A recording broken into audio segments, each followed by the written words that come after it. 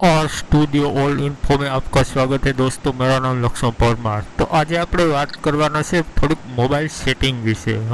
આપણે ગમે ત્યારે મોબાઈલ રીસેટ કરીએ છીએ, એપ રીસેટ કરીએ છીએ, એપ ક્યારેક ઇન્સ્ટોલ કરીએ છીએ, એપ અનઇન્સ્ટોલ કરીએ છીએ, એવું બધું આપણે મોબાઈલમાં એક્ટિવિટી કરતા રહેતા હોય। તો આપણે એ ખબર નથી રહેતી કે કઈ પણ એક્ટિવિટી કરીએ તે પછી આપણે પ્લે સ્ટોરમાંથી અને મોબાઈલમાંથી એક સેટિંગ કરવાની હોય છે। જે સેટિંગ આપણે નથી કરતા એટલે આપણે એક તો મોટો પ્રોબ્લેમ મોબાઈલ હેંગ થવાનો રહીશ, બીજો મોટો પ્રોબ્લેમ રહેશે આપણે મોબાઈલ કરપ્ટ થવાનો, અને ત્રીજો મોટો પ્રોબ્લેમ થાય છે જે થાય છે મિત્રો એ છે ડેટા જલ્દી ખતમ થઈ જવાનો। ઘણી ડેટા જલ્દીથી ખતમ થઈ જાય। જ્યાં કોઈના કોઈ મારી પાસે આવે છે મોબાઈલ લઈને, ક્યાં તો એના ફોટા ઉડી ગયા હોય, કંઈક તો પ્રોબ્લેમ કોઈના કોઈ પ્રોબ્લેમ થયો જ હોય, કાં મોબાઈલ હેંગ થતો હોય, કાંઈ ફોટા ઉડી ગયા હોય, કંઈ ને તો ડેટા પ્રોબ્લેમ તો હોય જ કે ભાઈ મારે ડેટા નથી રહેતી, એમ ડેટા કાંઈ ડેટા ચાલુ થયા નથી કે ડેટા ઉડવી ચાલુ થઈને। તો આપણે 2-3 સેટિંગ છે એ જોઈ લઈએ। એ સેટિંગ તમે હંમેશા ચેક કરી લેવાનું, તમારા મોબાઈલ ઉપર સેટિંગ ચાલુ છે ને એ ચાલુ રાખવાની તમારે, એટલે તમારે ડેટા એક તો બહુ ઓછી ખતમ થાય, બીજા નંબરમાં મોબાઈલ હેંગ ન થાય, અને ત્રીજા નંબરમાં તમારો મોબાઈલને અંદર જે ડેટા પડી, જે આપણે ફોટો વિડીયો જે પડ્યા હોય તે કરપ્ટ થવાનો ફાર બિલકુલ ના રહે। તો ચાલો આપણે મોબાઈલ સ્ક્રીન તરફ જઈએ અને શીખીએ। દોસ્તો, ચેનલમાં પહેલી વખત આવ્યા હોય તો સબસ્ક્રાઈબ કરી દેજો, વિડીયો સારો લાગે તો લાઈક કરી દેજો, અને બેલ આઇકન પ્રેસ કરવાનું ભૂલતા નહીં। તો ચાલો આપણે મોબાઈલ સ્ક્રીન તરફ, હવે આપણે મોબાઈલ સ્ક્રીન તરફ આવી ગયા છે। હવે પહેલું સેટિંગ આપણે કરવાનું છે તે છે પ્લે સ્ટોરનું, કારણ કે આપણે જે પણ વિડીયો એપ ગમે એ એપ આપણે ઇન્સ્ટોલ કરતા હોય તો પ્લે સ્ટોરમાંથી, રિમૂવ કરતા હોય તો પ્લે સ્ટોરમાંથી આપણે કરીએ ને, રિમૂવ પ્લે સ્ટોરથી જ થઈ જાય।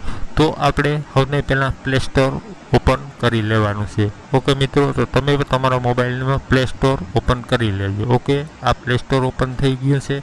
હવે જ્યાં ઉપર એરો ક્લિક થાય ત્યાં તમારો લોગો આવી ગયેલો છે, તે લોગા ઉપર તમારે ક્લિક કરી દેવાનું છે। તમે પણ તમારા મોબાઈલના લોગા ઉપર ક્લિક કરી દેજો। લોગા ઉપર ક્લિક કર્યા બાદ નીચે જુઓ એરો સેટિંગ ઉપર ક્લિક થાય, સેટિંગ લખેલું છે તેમાં ક્લિક કરી દો। જેવું તમે સેટિંગ ઉપર ક્લિક કરશો એટલે આ રીતની કંઈક તમને નોટિફિકેશન મળશે। તેમાં તમારે જો હમણાં હું એરો ક્લિક કરી અને તમને દેખાડું છું તે ઓપ્શન ઉપર તમારે જવાનું છે, અને જો આ એરોથી ક્લિક થાય છે ત્યાં તમારે જવાનું છે। ઓકે, હવે અપડેટમાં જવાનું છે તમારે, હમણાં એરો ક્લિક કરી અને તમને દેખાડું છું। ઓકે, ઓટો અપડેટમાં હવે અહીંયા જોઈજો તમારે ઓટો અપડેટમાં ટિક માર્ક નહીં છે, હવે એને નાથી હટાવી, જ્યાં ઓટો અપડેટમાં ટિક માર્ક છે ને ત્યાંથી એને હટાવી અને ડોટ અપડેટમાં તમારે ટિક માર્ક કરી દેવાનું છે। હવે કોઈ તો અપડેટ આવશે તમારે એપની તો ઓટોમેટિકલી અપડેટ નહીં થઈ જાય અને તમારા ડેટા નહીં યુઝ થાય કે નહીં મોબાઈલ હેંગ થાય। જો તમારે કરવું છે એ જ એપ અપડેટ થાય, ફાલતુના એપ અપડેટ નહીં થાય કે ઓટોમેટિકલી ઇન્સ્ટોલ નહીં થઈ જાય। ઓકે મિત્રો, હવે આપણે બીજું સેટિંગ કરી લઈએ।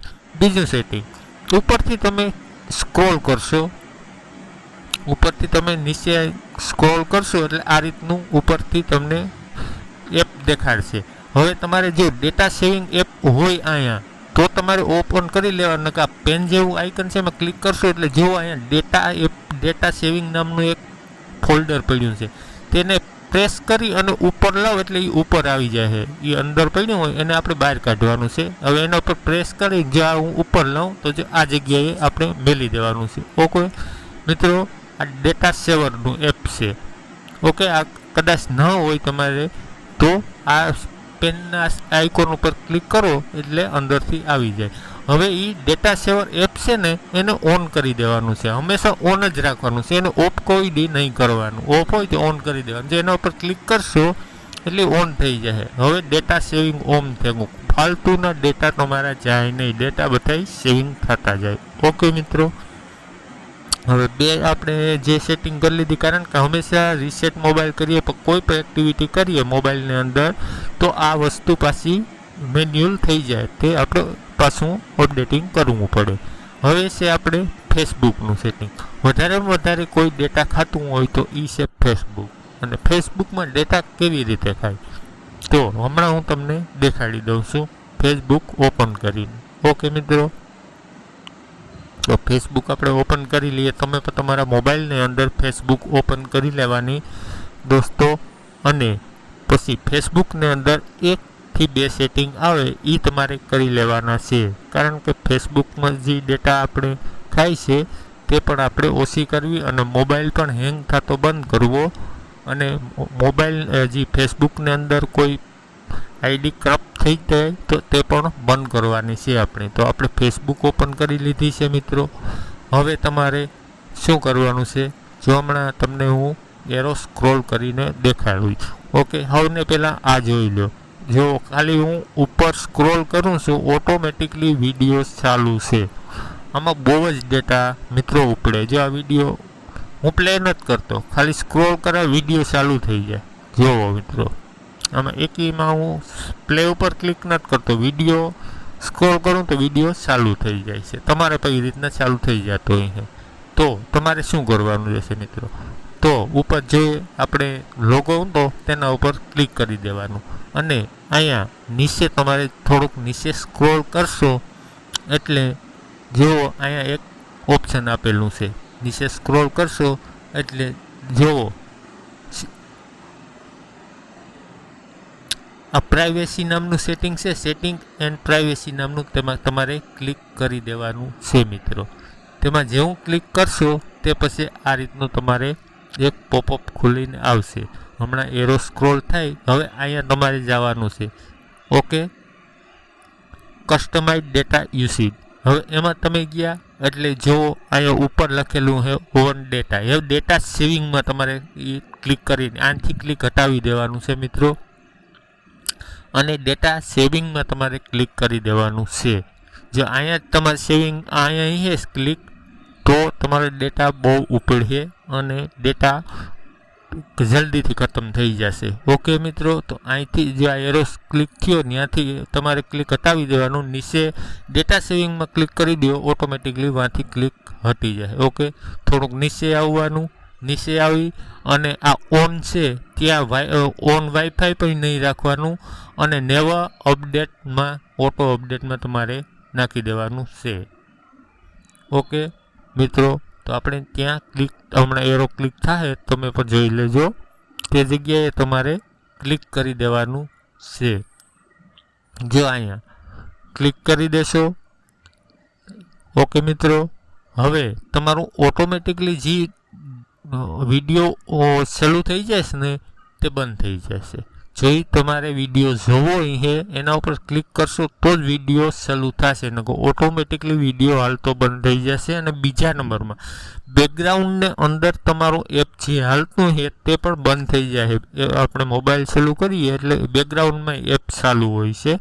તે વિડીયો આગળ મેં એક બનાવેલો છે બધો ડેટા સેવિંગ વિશેનો, તે પણ તમે જોઈ શકો છો કે ડેટા બેકગ્રાઉન્ડમાં ચાલુ હોય તેને બંધ કઈ રીતના કરવું. હાવ ફાલતું ના હોય એ કોઈ કામ આપણે કરતું ન હોય પણ એપ બેકગ્રાઉન્ડમાં ચાલુ રહેતા હોય. એ જુઓ મિત્રો, આ બધા પાછા હું સ્ક્રોલ કરું. જો એકી વિડીયો બધા વિડીયો બંધ પડ્યા જોઈ લેજો.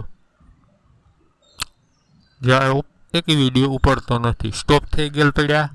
જો આ વિડીયો પર આગળ હાલતો તો ત્યાં સ્ટોપ થઈ ગયેલ પડ્યો.